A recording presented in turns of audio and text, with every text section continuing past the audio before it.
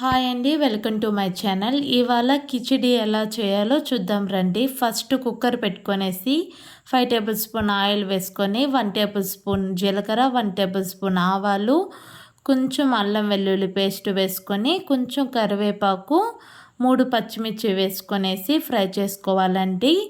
2 onions medium సైజులో cut చేసుకొని fry చేసుకోవాలి. గోల్డెన్ కలర్లో వచ్చేంత వరకు ఆనియన్ ఫ్రై చేసుకోవాలండి. 1 టమాటో కట్ చేసుకొని వేసుకున్నానండి.